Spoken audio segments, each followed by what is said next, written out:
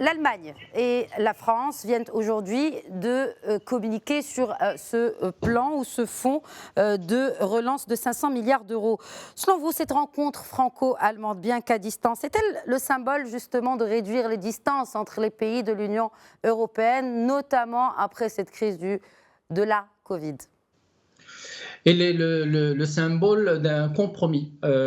L'Union européenne est née par les pères fondateurs Robert Schuman, Jean Monnet, Konrad Adenauer, pour construire une Europe unie sur des principes au départ qui sont des principes de construire un marché commun et puis de ne pas refaire la guerre.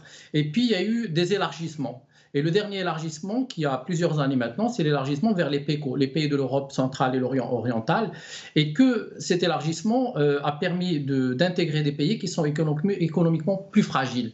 Et l'Union européenne n'a pas réussi l'harmonisation fiscale, l'harmonisation sociale, la zone monétaire optimale, et du coup on se retrouve avec deux Europes, une Europe avec l'euro et puis une Europe sans l'euro. Nous avons 19 pays avec l'euro et puis 8 pays avec sans l'euro. Et puis à l'intérieur, nous avons des pays qui sont fragilisés par la dette, par la crise de 2008, qui sont les pays du sud de la Méditerranée, c'est-à-dire les pays du sud de l'Europe. Et puis nous avons les pays du nord qui sont plus réfractaires, plus rigoureux, comme les Pays-Bas, comme l'Allemagne, comme la Finlande, et que ce sont des pays, l'Autriche aussi, qui ne veulent pas entendre. Alors aujourd'hui, je pense qu'il y a eu un compromis sur les 500 milliards d'euros, mais ces 500 milliards d'euros, ils sont orientés pas seulement vers les 19 pays de l'UEM, de l'Union européenne monétaire, mais orienté vers les 27 pays.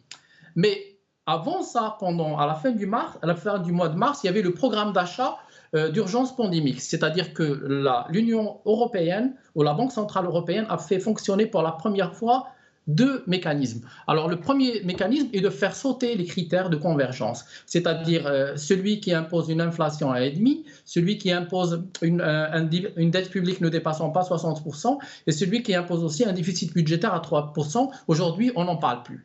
Le deuxième, qui est plus grave, c'est la planche à billets, c'est-à-dire que l'Union européenne a fait fonctionner la planche à billets en imprimant de la monnaie, c'est-à-dire qu'elle a demandé aux États et aux entreprises d'émettre des obligations moyennant de la création monnaie.